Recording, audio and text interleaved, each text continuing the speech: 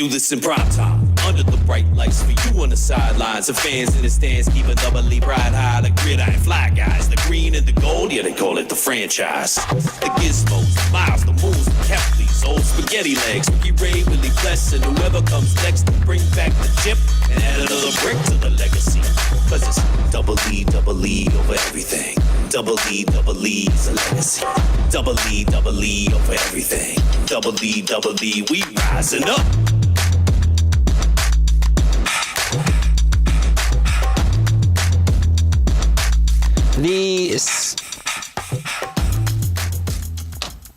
The second half of the season begins tonight as the Edmonton Elks take a 2-game winning streak to the nation's capital to battle the Ottawa Redblacks. Justin Rankin has been unleashed on pace for history. Cody Fajardo, a leader the Elks team is ready to head to battle with, a defense who can bend but have learned not to break. Momentum heading into Labor Day is on the line, staying close with the Bombers and Lions in the West, a necessity. Elks, Redblacks. It's Friday night football. But first, it is the Green and Gold Kickoff Show, live right here on Edmonton Sports Talk, your clear choice for Edmonton sports, presented by Play Alberta. I am Iwanyk. He is Jay Milne, if you've forgotten who we are over the last couple of minutes since we were just on the Reed Wilkins Show. We're live on Edmonton Sports Talk. As I said, your clear choice for Edmonton sports across our audio streams, edmontonsportstalk.com. Tune in, iHeartRadio, Apple Music, and we're also live on YouTube. The Edmonton Elks are in Ottawa. 5:30 on TSN. You'll be able to watch the Edmonton Elks taking on this Ottawa Redblacks team. But over the next hour, we are going to get you set further for this game. Mr. Milne, how are you? Oh, hi, it's been Matthew. a while. How are you? It's how has your day been? Oh, great. Have you had a good afternoon and morning? Oh, fantastic. I flipped my hat around for a different show. You've also took your jacket off or something. It was off the whole time. Thanks for noticing. Yes. Okay, then it's just the hat that I've seen. And you also took the glasses off, so you don't have to bend down and look. Well, it's just, it's your show now. I can just sit back and wait for you to ask me the question. Yeah, you don't have to read any of those liners or anything. That's all me. But this is fantastic. At 5:30, when we switch back to the Reed Wilkins Show, the glasses will have to maybe come back on. The glasses will come on, and the hat will get turned around. I don't right now. You see, I have sensitive eyes, so I did not know of you.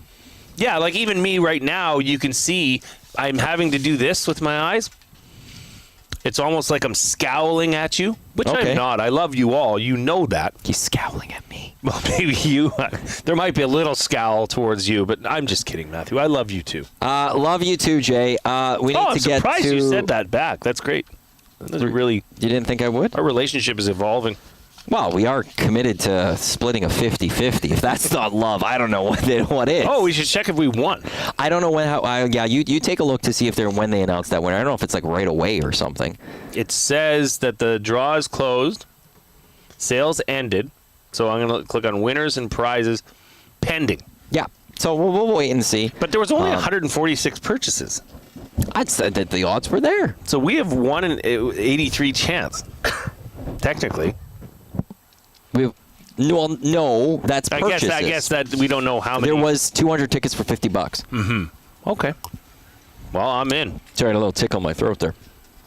Let's take a look at the Edmonton Elks starting lineup as they get on to take on the Ottawa Redblacks.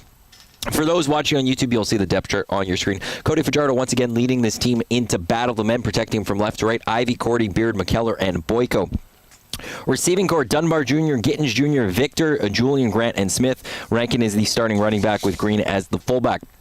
Defensively on the D-line, Barlow, Brakeman, Serezna, Smith. The linebacking core, Morgan in between DeBlanco and Garnes. And in the secondary, Meche is the safety.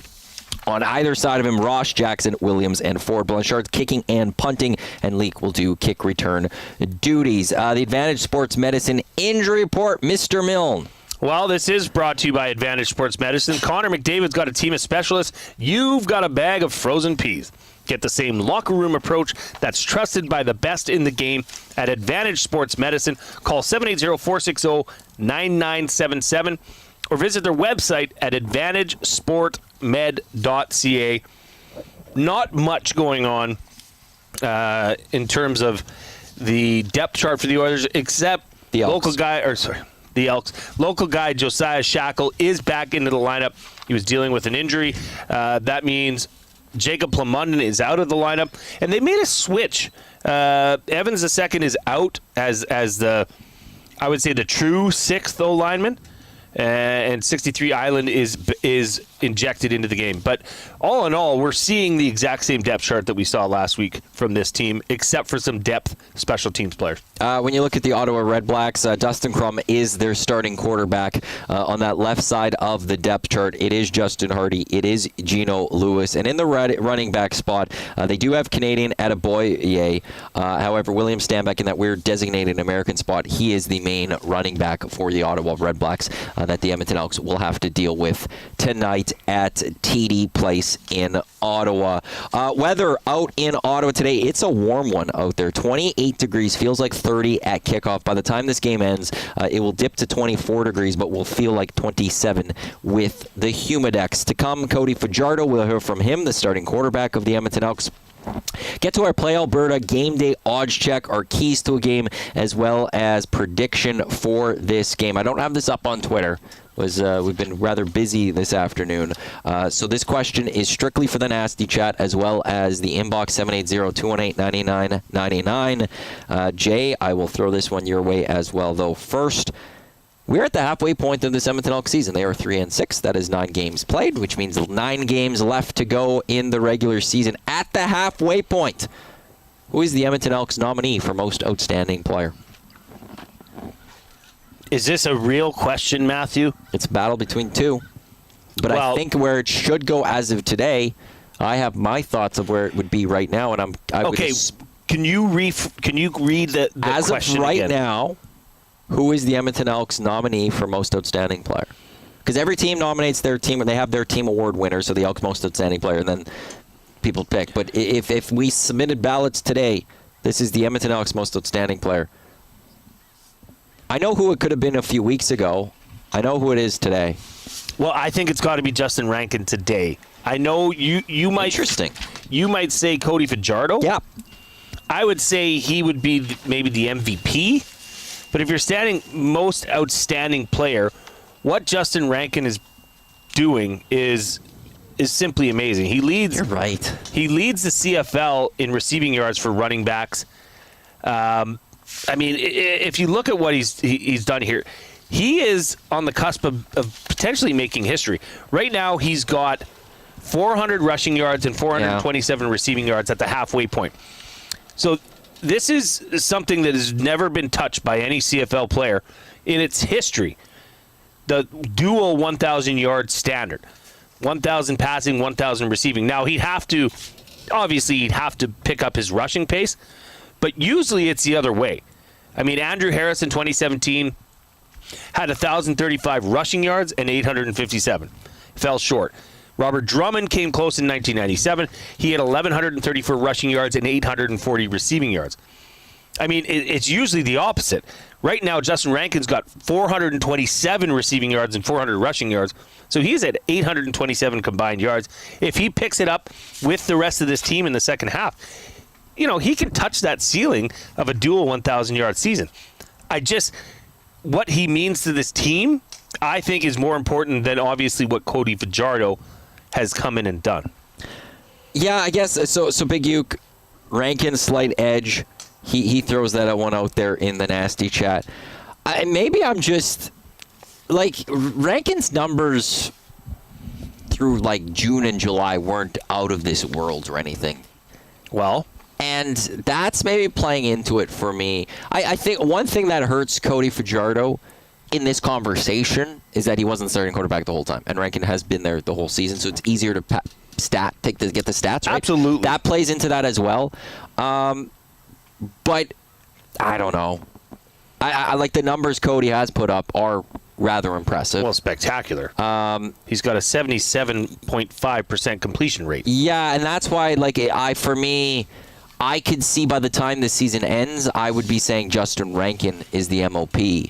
But I think today, I almost have to say it's Cody Fajardo. And the only thing I will add in, if it wasn't for injury, Nick Anderson would have been in this conversation as well. But now he hasn't missed that many games.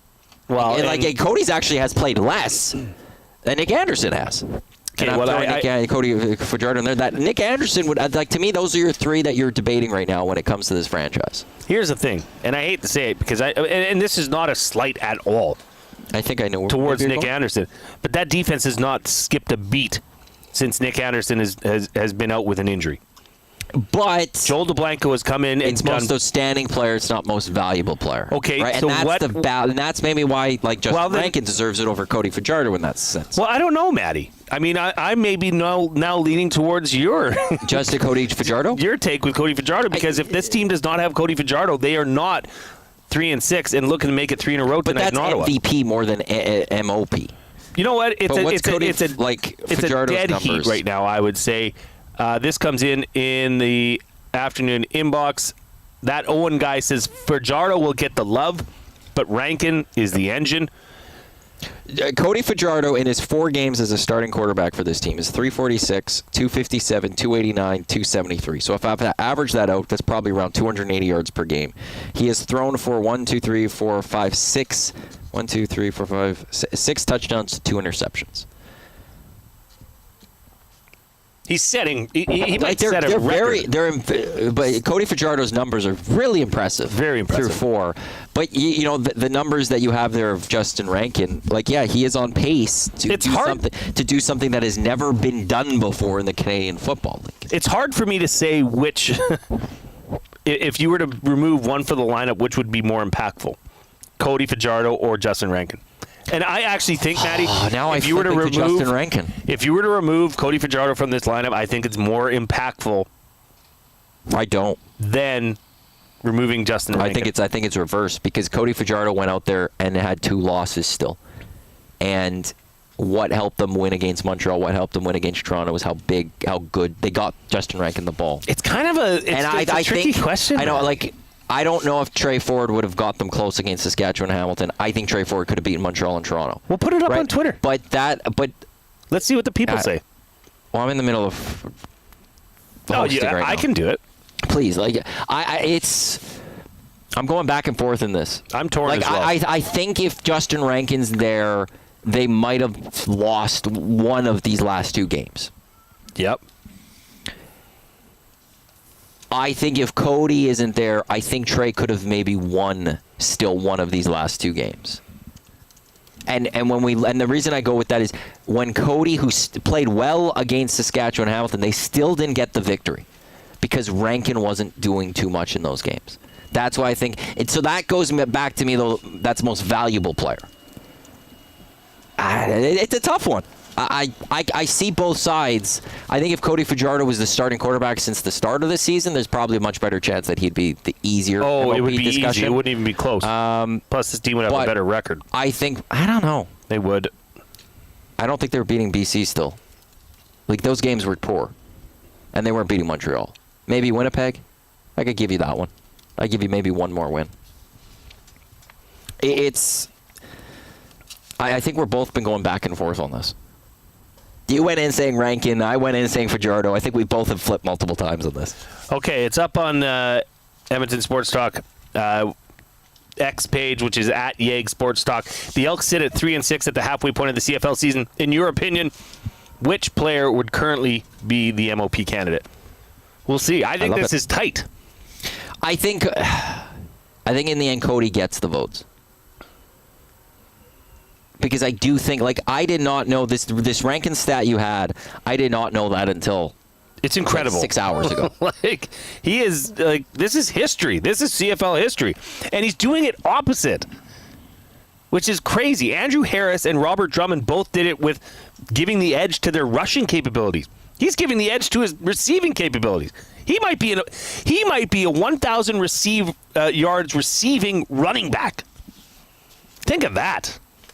Riddle me that. Part of me says it's not good for this team. I don't really. I know what you're saying. But that tells me you don't have a receiving core as much. Well, but you have been saying that. The credit to the OC though.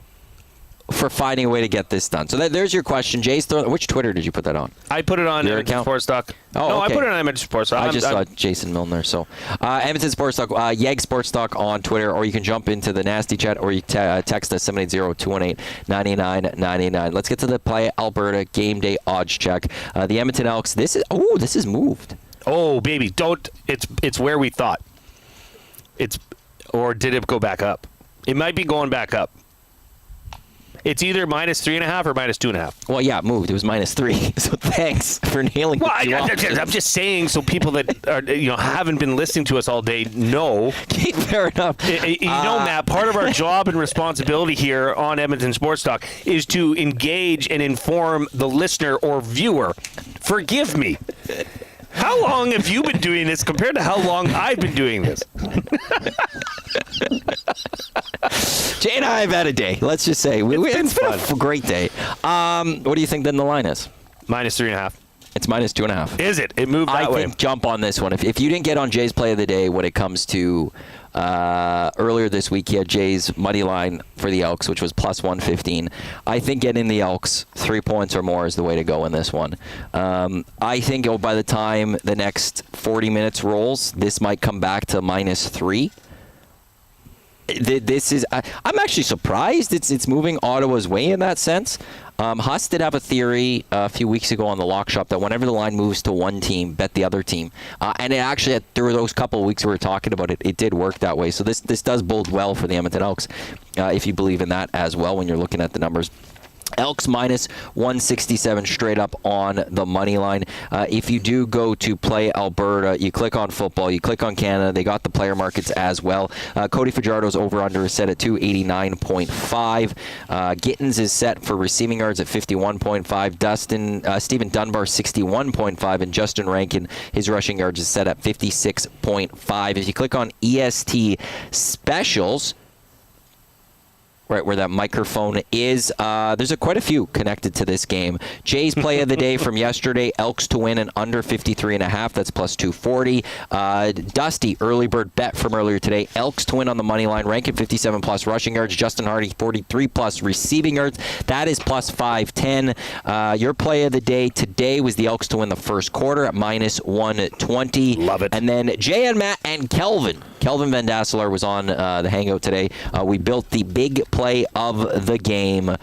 Edmonton Elks -2.5 points.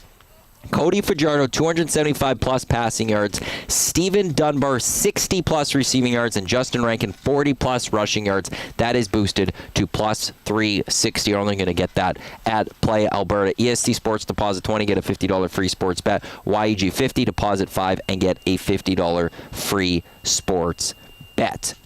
Jay is all over this game. He's already talked about it. So Matt, I looked at because when you go on Play Alberta, you can look at your bets.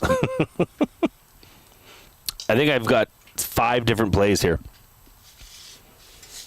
And they all pertain to this game. Let's see. 1, 2, 3, 4, 5. Yep. Could be a fun night, Matty. Could be a fun night. Quickly, somebody did ask who wins in a match of golf, Jay or Matt. Then I think Zulu said Jay could hit the long ball, but Matt probably has a sneaky good short game. I have an awful wedge game. I'm just going to say that is one of the biggest problems I have in golf. My putting game is good. I've never seen you really golf. I have never seen you really golf either. And I would just say you're probably better than me. What would be your average score, would you say? If we went to mid to high 80s. If I was at Redtail, though, probably low to mid 90s. Yeah, I'd be in that range too. I think it'd be a good match. I think it would be a good match, actually. Could be. We could set it up. I know some people. I think you know the same people I know. I know a few people. Murray could hook us up. Murray, absolutely. We've got passes too. Didn't know we've got Garrison too. Yeah, Reed and I are going there on Monday. Are you actually getting that done? Yeah. Cool. Him and I and Matt from the Garrison are going to go golf Monday morning. You made a nice offer to me to join you on Monday. I did. I host a show called the EST Hangout from 9 to 11 I told you to take it off.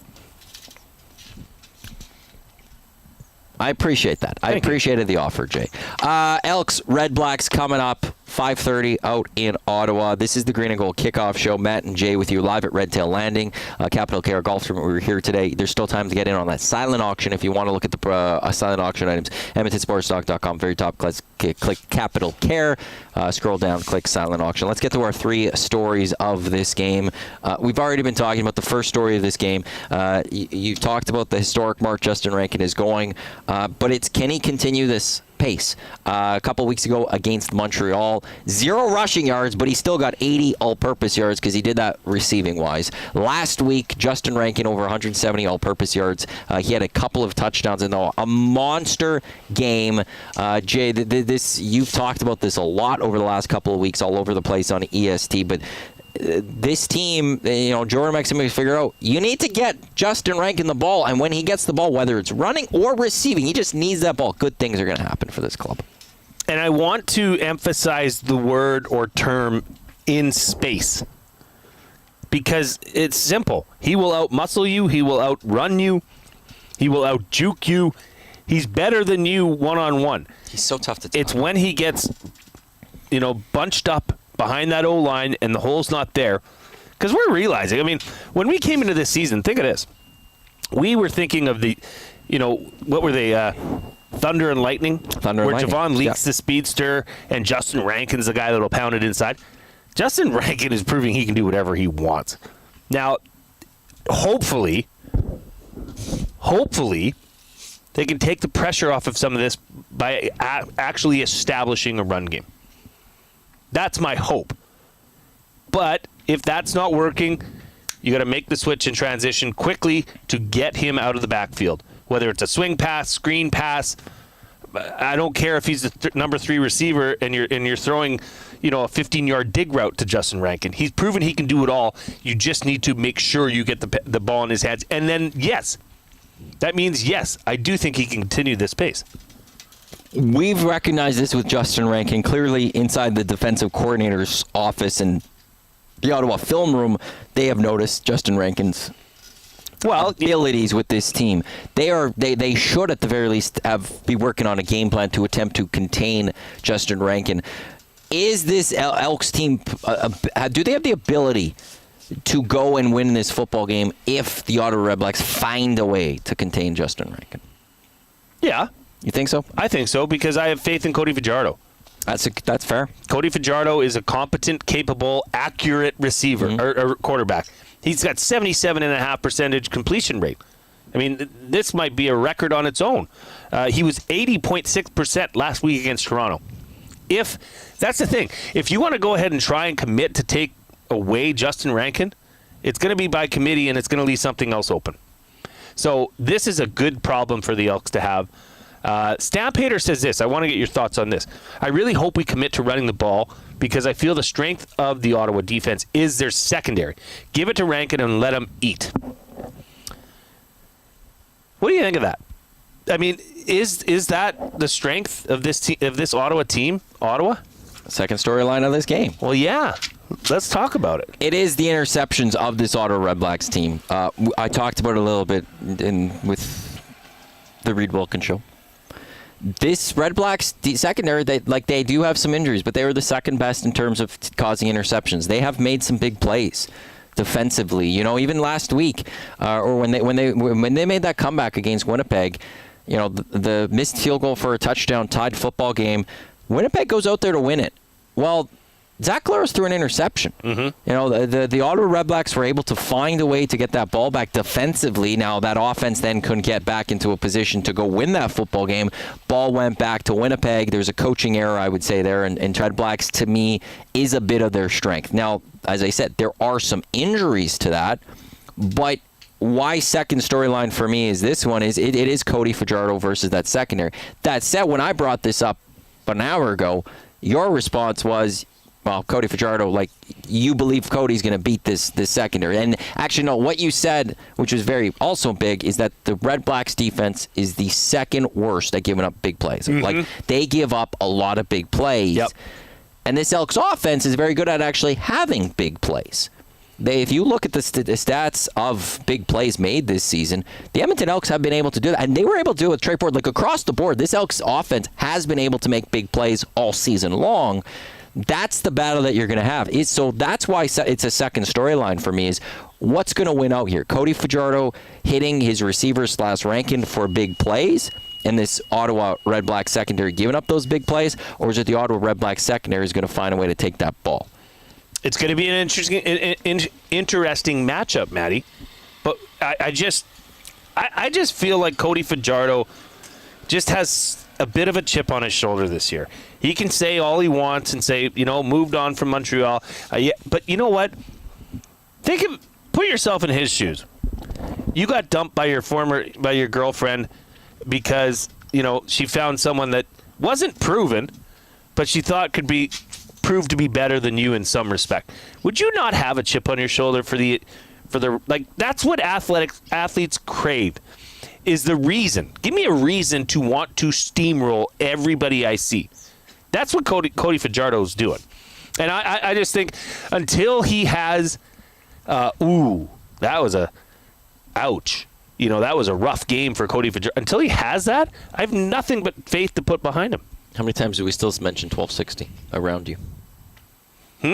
We still talk at times about 1260. Well, that's a great parallel. To me, for that, that's the way you're saying. That is my parallel for this one. Is that there are still times where we do things, and I said honestly, I'll say it. Dave Jamieson came to our office yesterday. We were going to sit down, and I said it to him about I can't believe that they should have done this with us at Bell, putting us online. And so there are still times, and that's 2 years removed.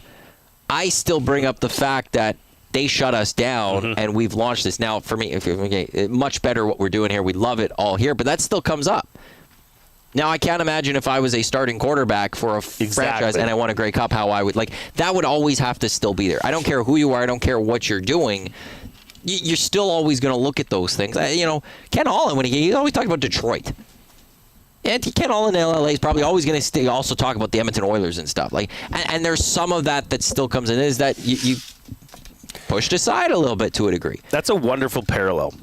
And I'm glad you brought that up, because that's a great perspective, is that you were wronged, but you know what? Guess what? I found something better, and I'm going to expose, something, and I'm going to be better. And truthfully, selfishly, I wouldn't be here if you were still at the other place. So that's true. That outright is true. I have we would have never had this connection. The hangout would have never happened. We would have never met. But yeah, that's very true. That's true. But that's why all of this, I could say I always say this. You're never going to find someone I believe I am a competitive individual. We all are. You're not going to find more competitive people than actual pro athletes. They are going to be way more. You don't get to that level without having a special something of that competitiveness. Fired up. That is we all are competitive, but they're at another level. So that's why I'm with all of this, I can imagine that Cody's chip on the shoulder is just that little extra more that we would never understand fully. I just want to get up and I want to go and take that guy's driver ball? and just smash a drive. Smash a 350-yarder. Smash one that hits the QE2. Yeah. I believe you could go do it. Let's go, Jay. Go do it. Let's do this. That was very inspiring. Wow. But so that's where I'm fascinated though to just see we were saying earlier. To me, the Ottawa one way to win is we're going to be talking about if the Redblacks win this football game, we're going to be saying Dustin Crum ran. That's what I believe if that were to happen. I think the other thing would be saying if this happened, Cody Fajardo threw 2 interceptions. If the Edmonton Elks have a clean football game, if Cody Fajardo beats this secondary and doesn't allow them to make turnovers and make plays to turn them into turnovers, I don't see how Ottawa's winning this football game. So to stamp Hater there, I think you bring in Rankin to take the ball away from that secondary, but I think that also, to a degree, also opens up that big play for the Elks where if they start thinking everything's Rankin, all of a sudden, boom, Cody Fajardo hits Steven Dunbar for a 50-yard gain. It's whoever. Who would you declare as the deep threat for this team? Dunbar? Is it straight up Dunbar? No. Or who do you put as the deep threat? I see him as a good mid-level threat. Yeah. Honestly, inspired Kai on Julian Grant. Yeah, you're right. 100% you're right on that one. Right? Yep. He's the guy that has been the deep threat. It's not to say Stephen Dunbar Jr. can't be. No. But you're right. But everyone has their roles. I go back to that early 2000s team of this franchise. Terry Bond was the short yardage. You got your Yaks. Mm-hmm. Ed was a little more of that speedster on the side, and Tucker would make the dynamic plays. Tucker have his corners, that corner route. My God, all that, like that's what he would do, and they all served their purposes. Before we get to storyline number 3, the person who brought up the Jay and Matt golfing that was McDiesel.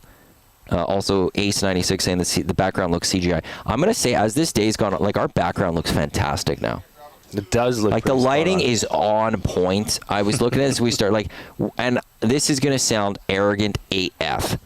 Jay, you and I look good right now on this camera. Yeah. Like this on YouTube. For those on the audio stream, apologies, but I'm going to say just with the our camera is on point. It's on the fleek. Lighting is perfect. We look sharp. We're matching with our colors. Full arrogance right now. This is, full arrogance. We look good right now. I apologize to all of you for having to hear me say that right now, but I like our look as we sit here right now. I don't know what I've done with this computer right now as I fix it.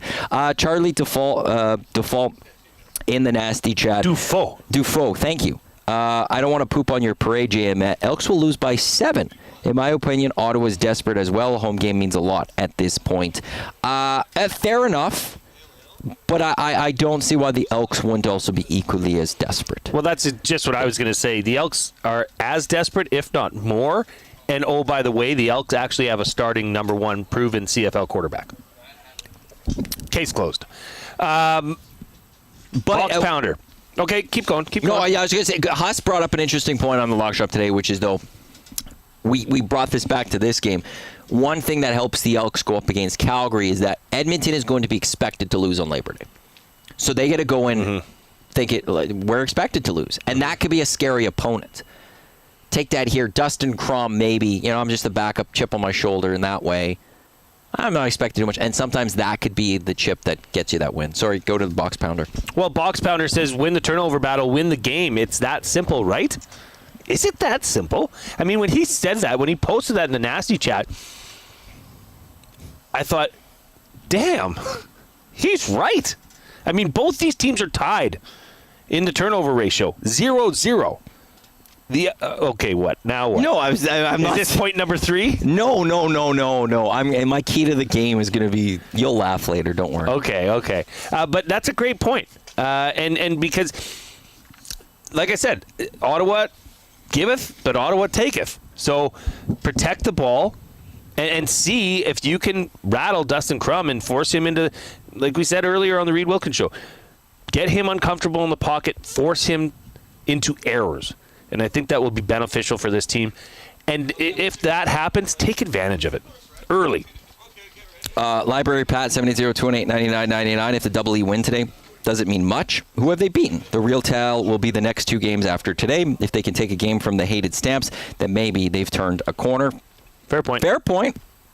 But if you lose today, then it doesn't matter about those ones. So you have to win the games that are on tap. And then we could worry about Calgary. On Labor Day when that one comes. Get the win tonight. I did. Yeah, that might have been on my point. One text, hangout. I got to put up the hangout a little bit later. I really hope we commit to running the ball because I feel the strength of the Ottawa defense is there. Oh, this is the Stamp Hater one, I think. You didn't get to the Joel DeBlanco one. What have you thought of Joel DeBlanco? You can tell he's got a good football IQ, but he's slow as molasses if he has to cover someone. Your thoughts on Joel DeBlanco, who was on the Reed Wilkins show 2 days ago? Yeah. I'm not as concerned about his pass coverage capabilities, especially because here's the thing. J.C. Sherritt needs to know not to put him in man-to-man situations. If it's zone, it's anybody's game. Know where your strengths are. That is a run stopper in Joel DeBlanco. He can get side to side across the field quite well, but he's also, this is his 3rd game starting as the weak side linebacker in his 2nd year. This is his 4th Hamilton, game. Montreal, Toronto, here, I believe is how it went. So, you're asking a lot of him. That's a lot of those reads, what happened to him against Bo Levi Mitchell, which we've referenced, is just growing in the game and getting more comfortable at the CFL speed.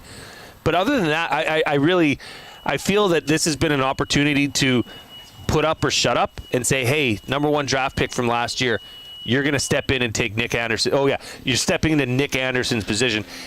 And I don't think it's been that much of a drop-off. I don't think it's been severe. I don't think it has been noticeable, like really noticeable. Like, oh, this defense, if only DeBlanco. No, it's not really been that way. Nope. So I'm tipping my hat to him for coming in, filling massive shoes, and still learning week to week. He's Jay Milne, I'm Matt Iwanyk. This is the Green and Gold Kickoff Show, live right here on Edmonton Sports Talk, your clear choice for Edmonton sports. A reminder, this game gets going at 5:30, but Jay and I will still be on Edmonton Sports Talk for about 30 minutes. We will have the Green and Gold, or the Reed Wilkins Show. We'll wrap that up. Jay and Matt eat, as we'll eat pizza from Red Tail Landing, the meat lovers that has been highly recommended. So that's coming up in about 20 minutes' time. Charlie Defoe, he said you pronounced his name correctly. The one thing I will add on this, takes us to the third storyline, which is the playoff races for this. Where the Elks are maybe a little more desperate than Ottawa, is as of right now, Ottawa does sit in a playoff spot. No, they don't. They sit in I was looking at something. So they sit in that third spot in the East. They only have to worry about one team. Yep. They only have to worry about who is sitting 4th in the West. For the most part, I guess they have to worry about Toronto right behind them too. Whereas the Edmonton Elks have to worry about Ottawa, Toronto, BC, and Winnipeg. Mm-hmm. That's where the Elks need this. But then when you look at this, for the Elks, moving Ottawa out of this, who cares about Ottawa now? Who cares about their desperation? Winnipeg won yesterday. BC gets Toronto tomorrow. Expecting that BC likely might win that football game. They would then tie the Winnipeg Blue Bombers at 12 points. The Edmonton Elks sit at 6 points. You can't stay 3 points back. You got to stay in this race with those two teams, especially, I'm going to say right now, with Winnipeg, because Winnipeg's got a tough 2 coming up. They've got Saskatchewan. As much as there's a chance Edmonton might get swept by Calgary, there's a chance based on this season right now that Saskatchewan's going to sweep Winnipeg. Yeah. You could stay right there with them. Winnipeg does not have an easy couple games coming up themselves. So the other part to this game, to me, the storyline, is going to be remaining on this playoff race. And if the Edmonton Elks, you talked about what Bones said, the Edmonton Elks can't go beat Ottawa, what are we having these conversations for then? Yep. These are the games you have to go win. These are the games that put you in those playoff contention conversations.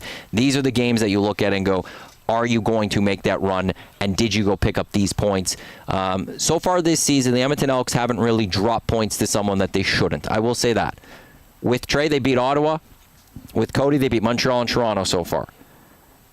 Going into the games, they were the underdog against BC. They were the underdog against Winnipeg. They were the underdog against Montreal in that first meeting. They were the underdogs against Saskatchewan and Hamilton. You can't afford, when you're this low in the standings, to lose any of these points right now. The Elks have to continue that trend going. I will also say this one more thing, because the last few years at this point of the season, the Edmonton Elks have done the similar things. They started turning things around Labor Day. Things were starting to look good, and then things fell apart. This is a game of the last number of years where you're feeling really good about the Edmonton Elks. They're taking on an opponent you think they should get this win, and they drop it. If this Edmonton Elks franchise, led by Ed Hervey and Mark Gillum, and right now Cody Fajardo, if they want to show Double E fans that they have turned a corner, you go win this football game. Absolutely. This is a massive put-up-or-shut-up game, because if you lose this game, it feels like same old. Well, that's the position they've put themselves in. I know, but it seems like anytime you feel like they're ready, they're ready to turn that corner, then that loss happens to Ottawa. Yeah, I don't know if the losses have happened this early. Usually they've went on a flurry of mid-season wins and then ultimately failed. Sure, but I feel like there would be that little turning point for me with this, because we could take this one back that the turning point actually happened into July as opposed to mid-August. Yeah, it happened earlier with the announcement of Cody Fajardo becoming the starting quarterback. Well, just that first game. If we're going to talk about games, that Saskatchewan game. Yeah, put a pin in it. That was the one.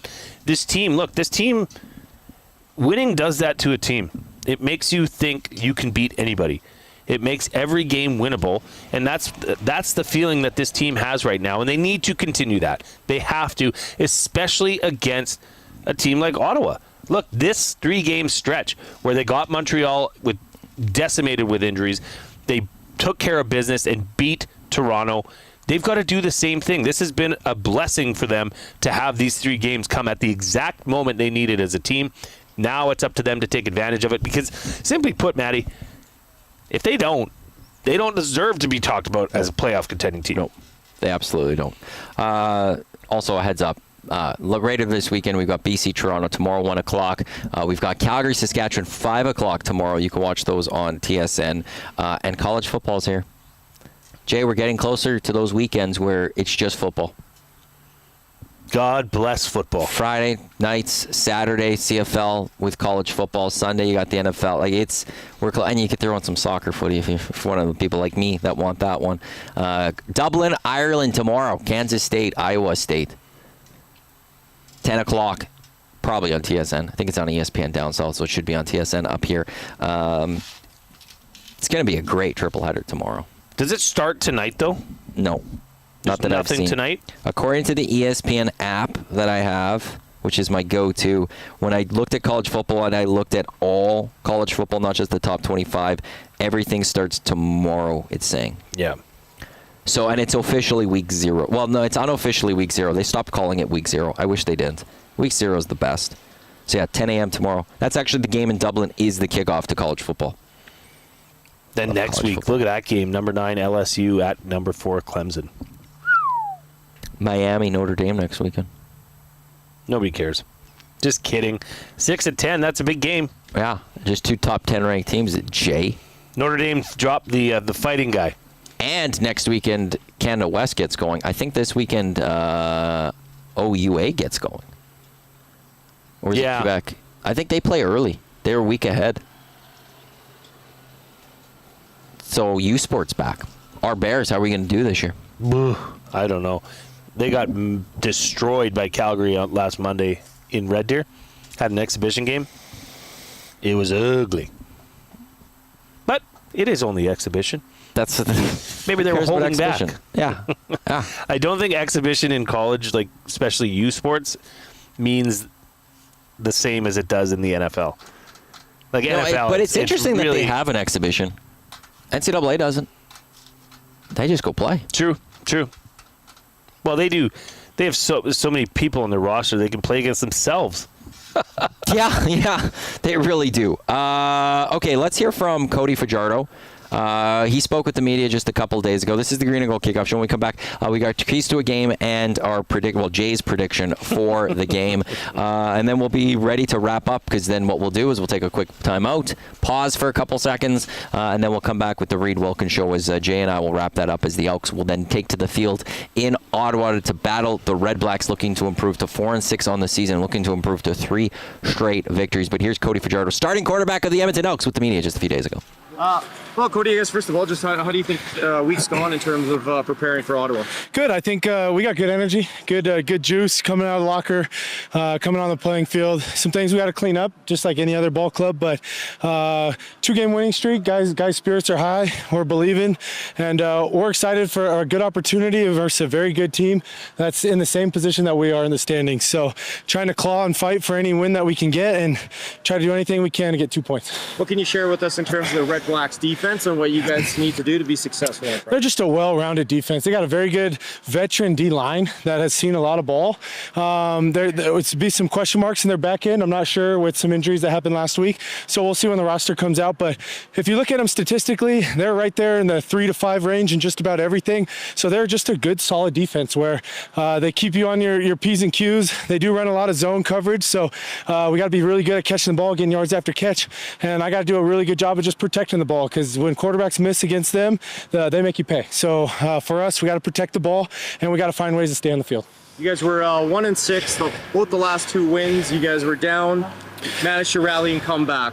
Why has this group, not given up, I guess, and just kept fighting and been able to win the last couple of games? It's almost been a been there, done that kind of mentality. The 2 weeks prior, we played against Saskatchewan and Hamilton, and those games went to the wire, and we were unfortunately on the losing side of it. So for us to find a way to win football games, I think we're just drawing back to our experiences. And 4 games that have came down to the wire only helps a team like this, a team that's continuing to learn how to gel together, a team that's continuing to just have guys in different spots and just understanding the culture here and what we're trying to build. So I think we're really excited, like I said, about this opportunity and about putting our best foot forward and continuing to hopefully ride this momentum into this week. How do you feel about your game right now? I think I can protect the ball a little bit better. Got to find a way to get the ball in the playmaker's hands. There's a lot of things I got to improve on. So I've just been trying to study and help this team any way I can. I got to be better for us in a different majority of things. I'm not going to tell everybody what my weaknesses are, but there's some things I got to improve on. Right on. There's Cody Fajardo speaking with the media just a few days ago as the Elks are getting set to battle the Ottawa Redblacks out in TD Place in Ottawa as the Elks begin their second half of the season. Back to just our question of the night, or question of the game. Who is the Edmonton Elks MOP through the first part of this season?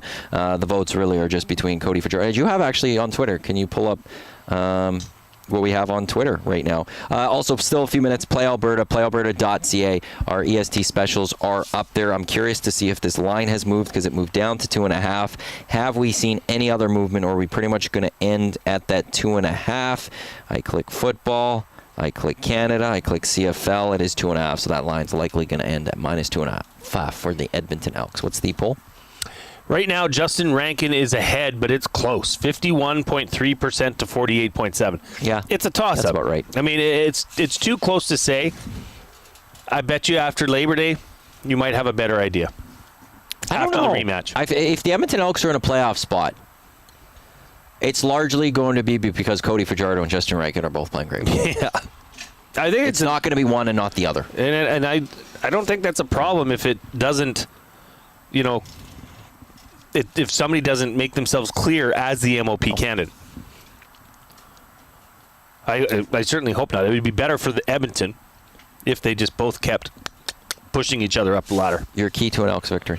Key to an Elks victory. Oh, there's so many. Yeah, the one I was going to go with is the team who makes the fewest mistakes. Shut up. That's what I thought when Box Founder brought up the turnovers. I thought you were joking about. I didn't even think of that. That's what I thought you were saying. That's why I started laughing. Do I divulge? No, I think we can leave that unless you want to, unless you're open. I'm open. People go know for that. It. Go. It was a fine. I thought it was. I did not think twice about that question. It was a good question. We had Farhan Lalji on earlier on the Reed Wilkins show, and I think I asked him the stupidest question I've ever asked in my understood what you were broadcasting saying. I said, does this game against Calgary and Saskatchewan simply come down to who makes the fewest mistakes? And Farhan, I could just tell, he's like, who is this guy? I didn't word it properly. I probably should have changed it. But I'll say that I remember a game about 4 years ago where Winnipeg made more mistakes than Edmonton, but Edmonton didn't win that football game because they're not good enough. Yeah. So there are times that doesn't happen. But you looked at me in the break and you're like, man, that was a dumb question. And it was. But I just felt like the reason I asked it is because I think those two teams are playing at such a different clip. They're that so it might come even. down. That might be the deciding factor, is a simple turnover or a missed field goal or a block punt, something, a mistake like that. But Farhan's answer was, Jay, pretty much every game comes down to who makes the fewest mistakes. So I felt like kind of a bonehead there. But Maddie, I'm gonna flip the script here a bit. I'm gonna say whoever protects the ball best. Turnover battle. I'm with Box Pounder. I think that. So whoever makes the fewest mistakes was crystal clear. It's going to come down to whoever makes the fewest mistakes. But you want to know something? Here's the thing also about keys to the game. Whenever we say stuff, they're simple. Like, I could pull off the Farhan response to you for a lot of things. Like, I've done there and be like, well, you got to get to the quarterback. Well, yeah, if you get to the quarterback a lot, that does make things a lot easier. Mm-hmm. There is a good chance. If you get to the quarterback more than the other team does, there's a really good chance you're going to win that football game. Yeah. That is, like, the keys to the game in all sports are You know what? generally... You're talking me out of thinking that was the stupidest question. You got to get to Bo Levi Mitchell to be Bo Levi Mitchell. No kidding. Thanks, Einstein. But we said, yeah, you're absolutely right. Like, that's what you have to go to. That's just football. The key to the game. My key is going to be just limiting Dustin Crum's running ability. again, I go back to if Dustin Crum can't run, I'm not worried about him beating you with the passing game and the Ottawa Redblacks running attack with William Stanback and Adebayo being the guys to do that. If he's able to run, I think that's where the Elks defense does have their struggles. And we have seen it at a little bit points this season. But, if Cody Fajardo just holds on to that football, Elks are in a better spot. Like, his keys are sack the quarterback more. Like, they just are. That's Here's what my football. key to the game. Score more points than the other team. Absolutely. I think the Elks would have a really good chance to win if they do that. 780-218-9999. If you want to make your game day prediction, I've got one of my own. Maddie, I'm riding on Edmonton here. 28-10, double E victory. That is my 28-10. I like that. prediction. Send in yours, 780-218-9999, or put it in the nasty chat. I'll record them and review them later. I like how the nasty chat's talking about like Evander Kane if he's staying healthy or something. A lot of hockey talk going on. It's Okay. just, hey, it is what it is, man. This market is crazy for hockey. What are you going to do? You have the Edmonton Elks winning. Our keys, don't turn the ball over. Score more points.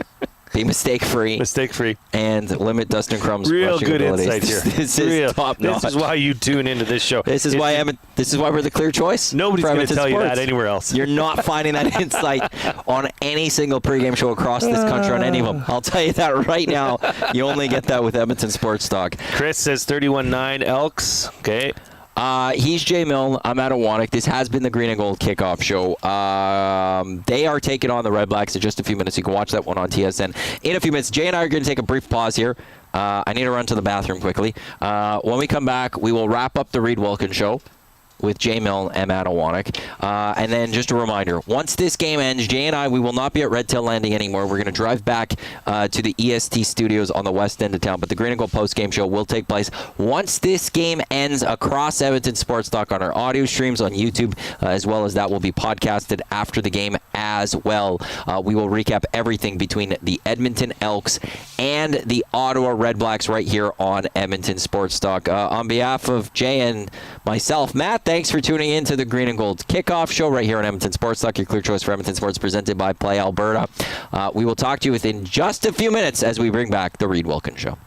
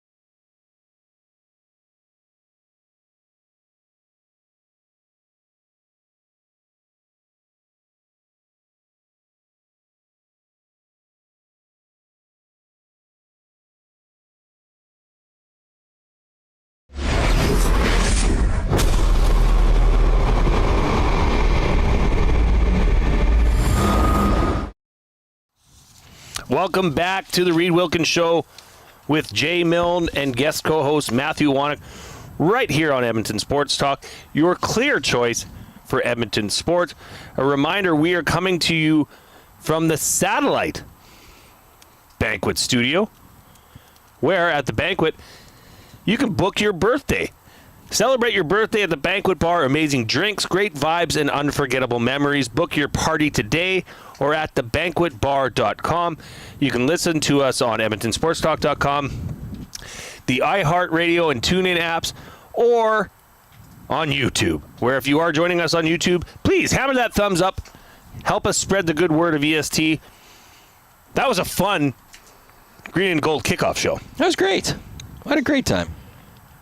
So we are getting set for kickoff in the Elks game against Ottawa. An update for you out of Miami, where the Toronto Blue Jays put up 3 runs in the first inning.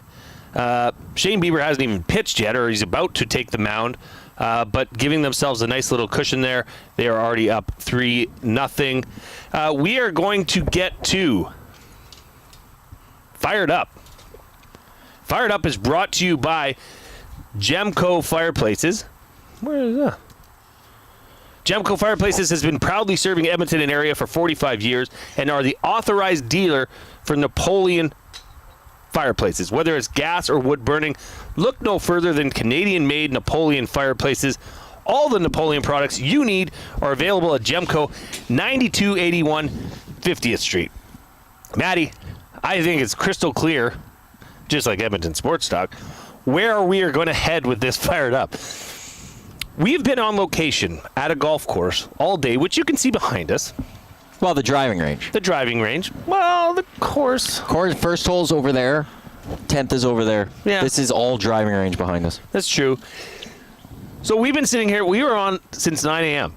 We've been here. Well, you've been on since 8:30. Well, it's been on since 6. We've been here at the morning show. I've jumped on at 8:30. You and I then had the hangout with Kelvin Van Dasselaar till 10. Yeah. No, 11. And then I did the lock shop. Thank you, Amanda. And then we had a little break. And while we were on the hangout, I noticed that one of our listeners, Bones, stopped by, and him and Eric went walking away. And Eric was gone for about an hour. It was a while. And I wondered, hey, where'd Eric go? Yeah. Would they go for lunch? I wasn't trying to pry, but Eric came back with this elated. There's a sticker. You're fine. You can talk as loud as you want. It's okay. He was elated. And he said, Bones took me on a tour of the Edmonton International Airport. I said, pardon me? So Bones came back with him, and he said, hey, do you want to go? I can show you. And I'm like, yes. But I said, we got to wait for Maddie, because I think Maddie's going to want to do this. So we made arrangements for Bones to come back and get us and take us on a tour at 1 o'clock.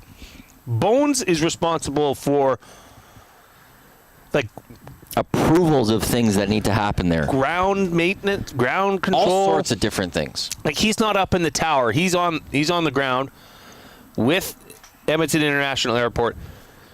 So I didn't know what to expect. I will say right off the bat, it was funny because I'm like, we're on an actual tour, because as we left on the one road, he's like, so the International Airport is the largest airport. It's like a full script that you would do as a tour guy type thing. And I was like, this is awesome. This was not his first rodeo. If you look on your left, you will see the Red Tail Landing Golf Course and the Century Mile. And over to your right, you will see, that's what it sounded like at first. And I didn't know that both of these...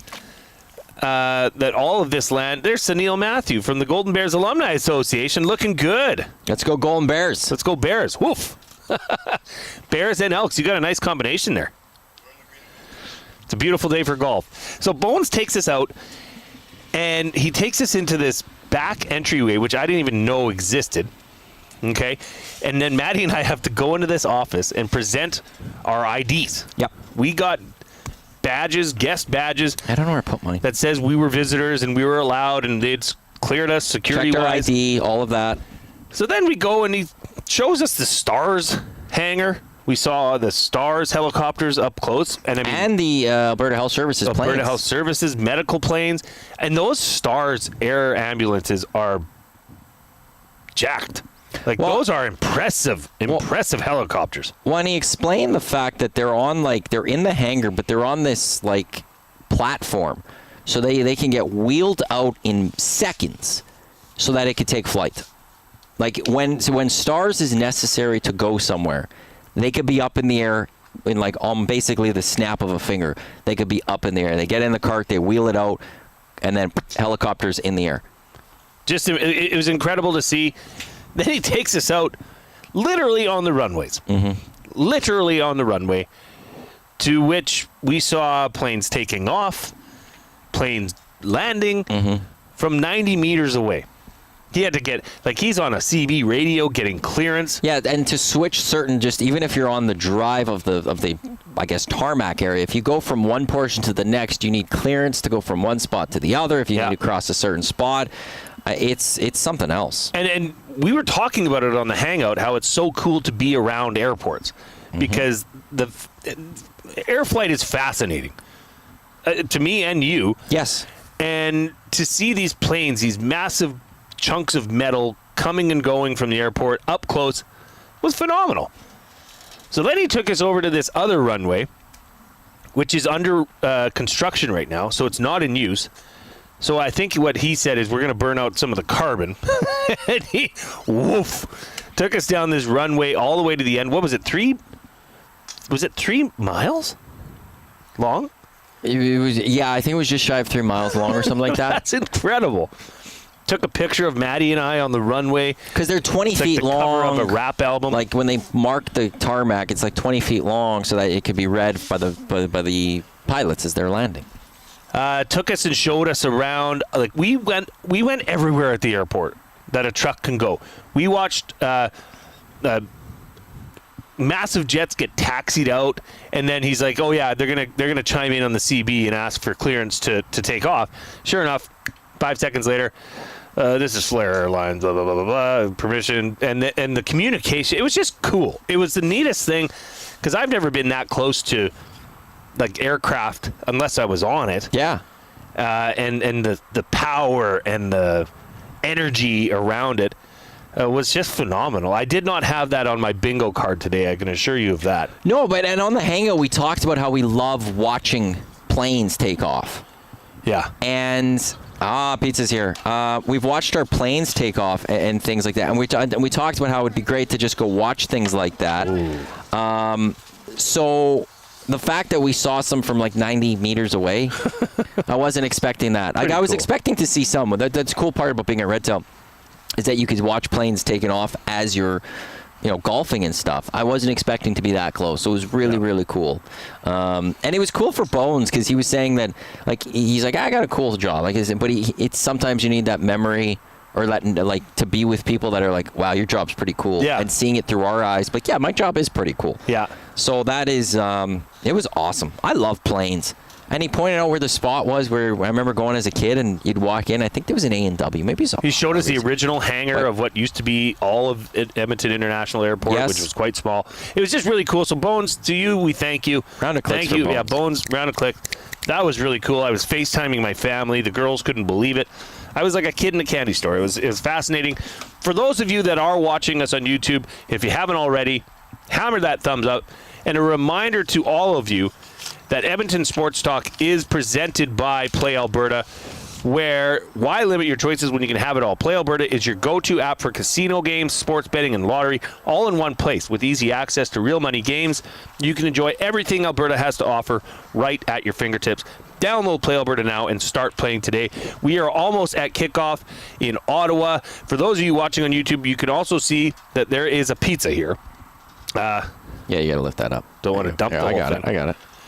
And that's going to be next. We are going to buy or sell on this pizza. We're not taking a commercial break. Oh, we're not? We don't have Coop's Coop back there. Okay. We're live. We're not doing until 4 o'clock. Well, we are going to be buying or selling for Damon Bunting Real Estate.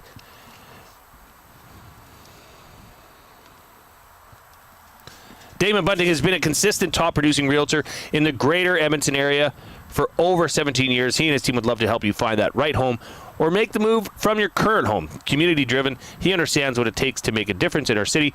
Check him out at damonbunting.com or the Instagram handle of Damon Bunting Real Estate. I'm just trying to see if there's any update. We have Kickoff in Ottawa. I'm trying to get it on. My phone's not tethering for some reason. Bear with me, Jay. Bear with me. Bearing with you. I'll get it up. Don't worry. Okay, so that is, we are buying or selling. This pizza was recommended by Amanda. It was recommended by the the executive chef. Tanner Green, with a nice pickup on the first play of the game for your Elks. First down off the throw from Cody Fajardo. So should we just dive in? Well, I will say this. I like that this cheese, and I'll eat this piece. I do like what's going on with the crust. Yeah.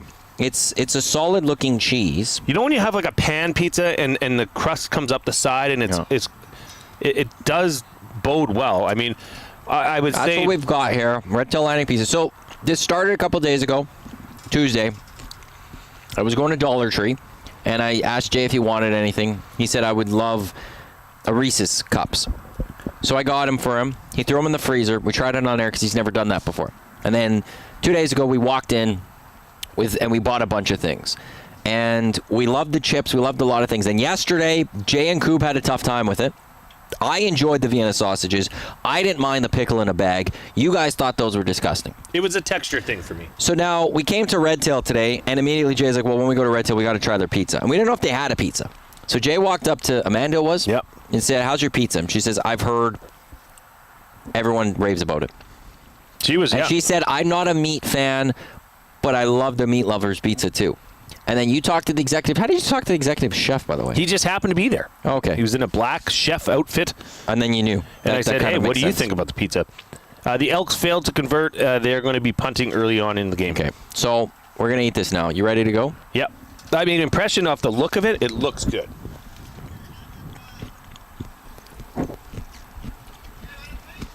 It's a good pizza. Oh, yeah. I wasn't expecting peppers on a Meat Lovers. Won't lie. I'm fine with that. I am fine with it. Ooh. Whatever. Was that like a bacon, or what would you call that? That is bacon or something. Very crispy. Yeah. Delicious. This is a top-tier pizza.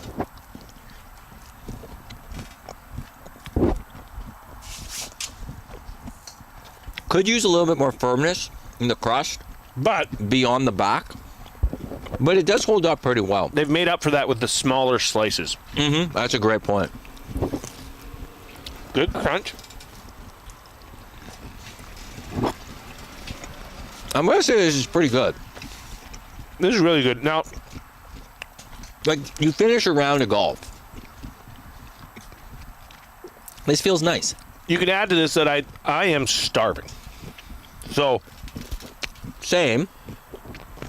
I think that's going to, skew my vote a little bit, but. Okay.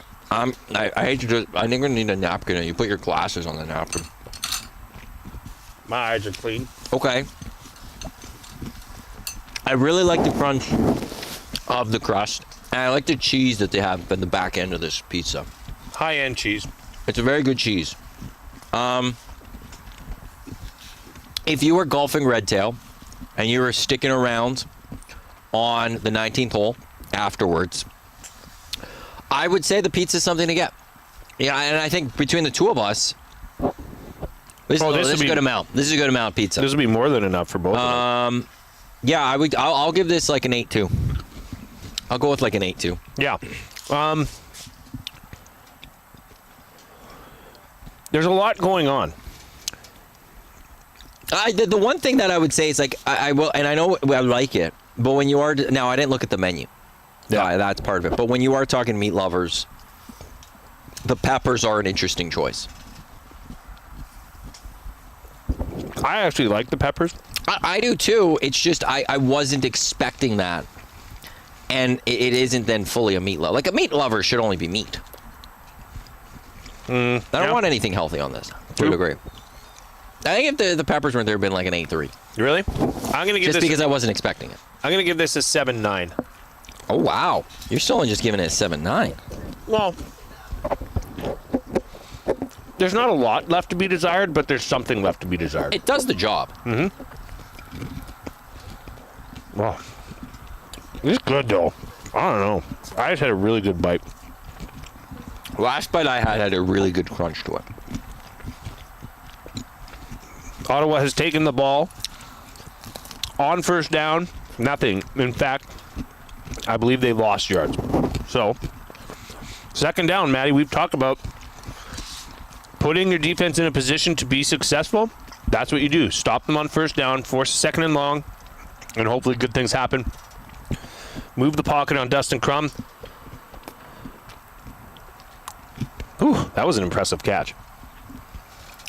It would appear as though they've converted on second down. Which that has been a struggle of the Elks this year. Early part of the season.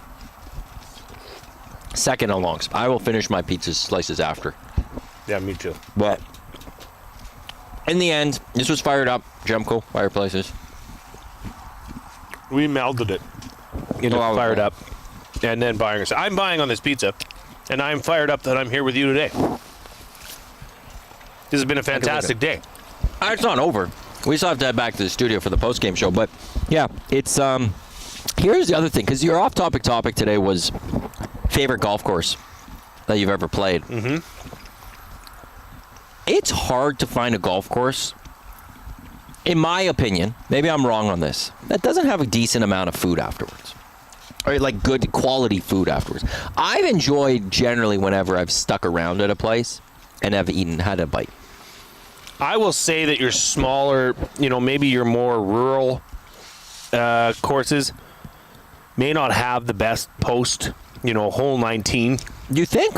Yeah. Because I will say, I think one of the best places to get a bite is at a curling rink. Yeah, that's true. Often in the winter, the food truck people take over the curling rink concessions because they don't need their food truck. They're not going to take their food truck anywhere, so they actually just settle in at curling rinks. There's some solid food there. I don't know. Maybe I haven't been to enough smaller ones. Yeah. Whitetail and Mundare used to, because they're in Mundare, they'd have a bunch. You could buy like Stonici's sausage right there, which was... Well, that's just a given. That's got to be. It's pretty solid. But I'm talking like smaller ones, like in the middle of nowhere. That's fair. That's fair. Madden golf course. I'm city boy, so I'm used to being in a place like Redtail. Yeah. And you're getting an executive chef, and then you're eating a meal like this. Well, This the is bigger fantastic. courses that can handle the golf tournaments and the functions, like a Capital Care Foundation Charity Golf Classic, will have a chef and will have a kitchen that can do it. The Edmonton Elks have forced Ottawa into what appears to be a punting situation, held their ground. Ottawa did pick up 2 first downs on that drive, but it appears as though it stalled, and they will be punting back. Could I bring something up that you brought up yesterday? Yeah. I'm not sure how to pronounce the name, so you'll have to jump in. But it is the CPKC Women's Open out of Mississauga, which is the Canadian Open on the LPGA Tour. Brooke Henderson with a day. She went 66 on her second round. She was 5 under. She's 4 shots back of the lead going into the weekend. Oh, wow. Very good for her. A very good day. There was the amateur from Calgary that was the last year, or yesterday, who had a really good round. Do you remember how to pronounce the name? It was Aphrodite Dang. Thank you. Not as good of a day today, but it's still she's tied for 15th. She went 2 over today. She shot a 73. She's -3, so she's only 6 back. She's going to the weekend. That's amazing. This is... Is there something playing? That might be my computer. There it is. It's this computer that I have going on right now. So right there, good for her that she, the cut was set to +2. Anyone +1 or better made it. And she's sitting -3. And there's a lot of days where you get an amateur in a tournament. They have that great first day. And on the Friday, they completely collapse and then they fall below that cut line. Going +2, tied for 9th is Gabby Lopez. She went +1 today. She had still a really good round, I would have to say. So it's great to see that she's still... that she's going into the weekend. It was a great story when you brought up yesterday that, when we were doing it, she was 15 years old, and she was tied for 2nd. But then also for the Canadian Open, she's an amateur. Brooke Henderson is in contention. She shot up 33 places from round 1 to today, and that 5 under, she may have had, I think she had the best day on the course. She was great. So Brooke Henderson, she's back in contention going into this weekend as well out in Mississauga. Reminder that the PKC Women's Open will be taking place in Edmonton in 2026 at the Mayfair. I'm not gonna lie. Hopefully we could broadcast from there. That's one of my hopes. That's something I would love to go try to do. Is well, if it's this weekend, maybe we could be there Thursday, be here on the Friday, and maybe do some special shows on the weekend. But it would be great to be able to get to the CPKC Women's Open next year when it is at the Royal Mayfair. For those golf fans, reminder right here on EST on Sunday, 8 a.m. It is the VIP Golf Show. Murray McCourt and Curtis Stock. I'm sure they'll have some Women's Open discussion on the show on Sunday. They've been having a great season this year on our station, so they're back talking some golf at 8 a.m. on Sunday right here on Edmonton Sports Talk. Oop. Well, do you have words of the day ready? I don't have any words of the day. Oh, okay. Give me a second. Sure. Elks got the ball back. They went to run it on first down, about a 3-yard gain from Justin Rankin, so set up a 2nd and 7 for the Elks. Well, they got to get moving the ball here. The first drive had a drop by Kion Julian Grant. No way. Yeah. But we'll see what they can do. A reminder that right after this Elks game, you can join Maddie and I. We will be back at ESTHQ to give you the green and gold post-game show. And hopefully it's about a victorious Elks team coming home, flying home from Ottawa. Be a good birthday present, early birthday present for Hernan. Right? Yes. His birthday would be Sunday, I believe. So if you see him out and about around town. And he won't be here next week. I will be filling in with Gager on EST afternoons.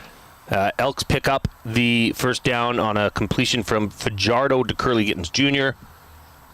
Keep moving those chains. Here we go. I've got one word for you. Okay, if we had word of the day music, I would play it right now. Do you know how it kind of goes? It's time for the word of the day. I don't know how to do that. Aerodynamics. Aerodynamics? Mm-hmm. Oh, this is airplane related. That's the hope. Aerodynamics. Aerodynamics. Aerodynamics. Ding! Aerodynamics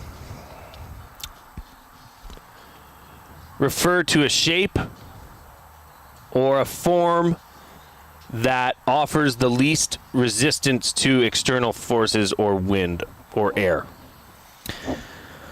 Huh. That's pretty good. Can you say that again? Aerodynamics is the ability to limit or reduce resistance from air due to the shape of an object. Well, the definition, the properties of a solid object regarding the manner in which air flows around it. Yeah. I'll give it to you. I'm directionally there. Dang, you're 2 for 2. 2 for 2. 2 points. Transponder. Transponder. Transponder.